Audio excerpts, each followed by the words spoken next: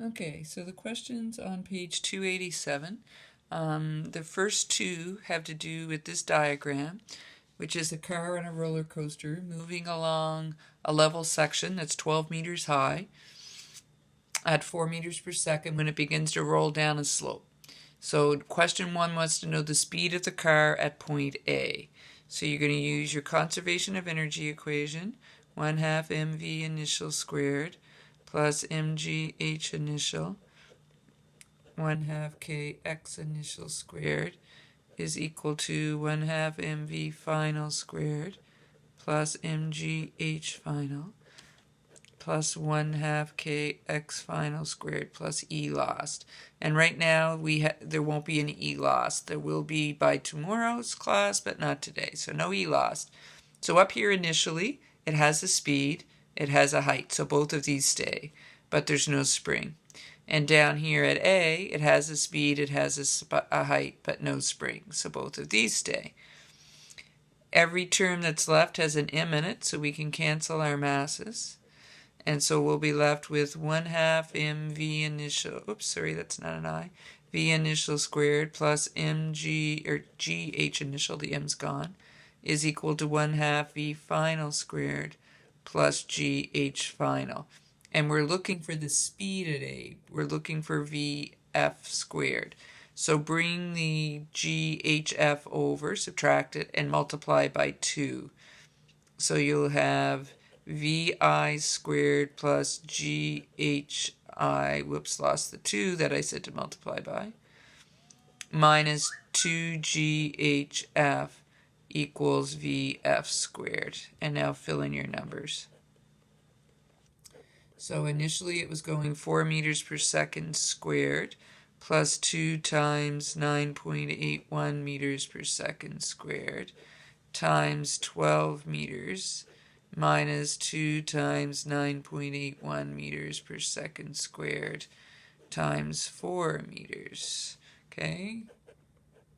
What you're going to get here is going to be a v squared, and it should be 172.96 meters squared per second squared. Take the square root and find that the speed at A is 13.1514 meters per second. Okay? So that is number 1. Number 2 says, what is the height at point B in the roller coaster track if the speed of the car at that point is 10 meters per second? So the speed up here is 10 meters per second, and we're looking for the height. Now, I would go back and use my initial here at the beginning because I know both the height and the speed there. You could use it here, this point, except if you screwed up your VF, your speed at A, then it's going to make number 2 incorrect. So again, it's your big, long energy equation. Half kx initial squared, 1/2 mv final squared, mgh final, 1/2 kx final squared plus E lost, so still no E lost. If we use our position at the beginning as our initial, it has a speed, it has a height, no spring. Point B is our final, has a speed, has a height, no spring, and no E lost. Okay, and again, so the m's are going to cancel, so we're going to have 1/2 v initial squared plus gh initial equals 1/2 v final squared plus gh final. This time we're looking for h final, so bring your 1/2 v in final squared over and divide by g. So 1/2 v initial squared plus gh initial minus 1/2 v final squared divided by g.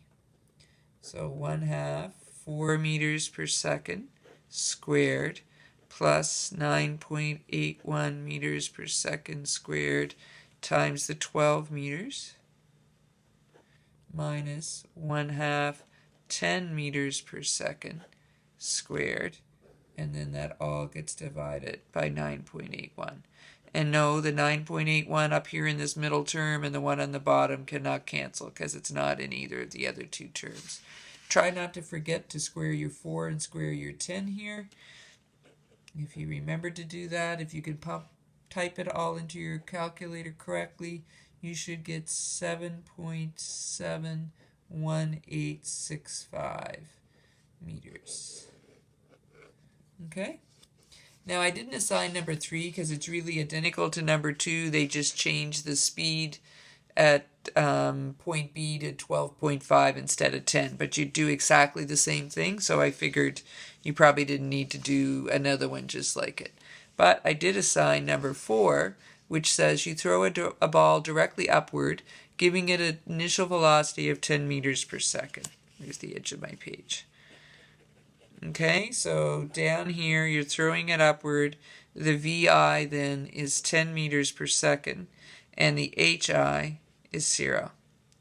And it says, neglecting friction, what would be the maximum height of the ball? So it's going to go up until, whoops,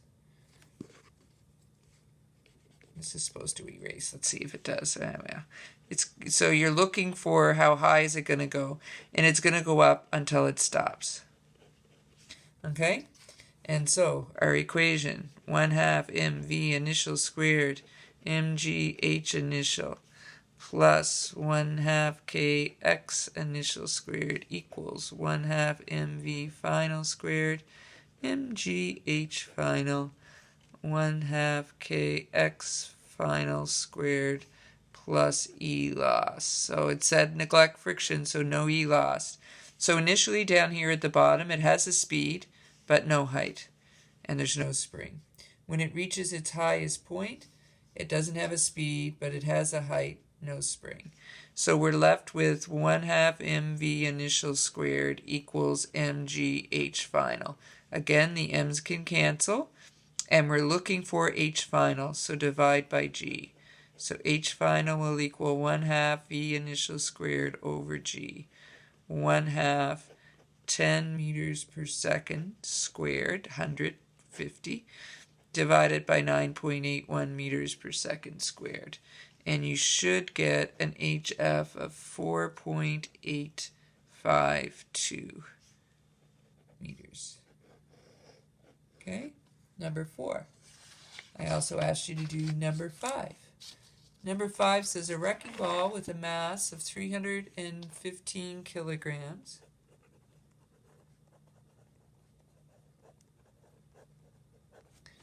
hangs from a cable that is 10 meters long. Okay, so this is 10 meters, this whole thing. If the crane swings the wrecking ball so that the cable makes an angle with the vertical of 30 degrees, so it's going to swing it back here. This is still going to be 10 meters, but this angle in here is going to be 30 degrees. And this is like the example we did the last day, right? So you draw a line across, call this Y, and this will be your H, right? So you can find your Y. You can find this distance because it's the adjacent side of a right angle triangle. So you can do cos of 30 is equal to the adjacent side over the hypotenuse, which is 10 meters. So y is equal to 10 meters times the cos of 30. And 10 meters times the cos of 30 should be 8.66 meters. Okay? Why does that help? It helps because then we can get our height, because the full length of the rope must be whatever the height is plus y. So the height must be 10 meters minus 8.66 meters. There's more decimals there, but I rounded it. So it should be 1.34 meters. Now this is either going to be your HI or your HF, depending on which way you want to do it. So we go back to the question which says, what is the potential energy of the wrecking ball in relation to its lowest? So it's looking for the potential energy up here when you swing it up. So we'll call this our HI. And so then our potential energy, EG, will just be equal to mg, and it's the initial. So equal to the 315 kilograms times 9.81 meters per second squared times this 1.34 meters that we just found.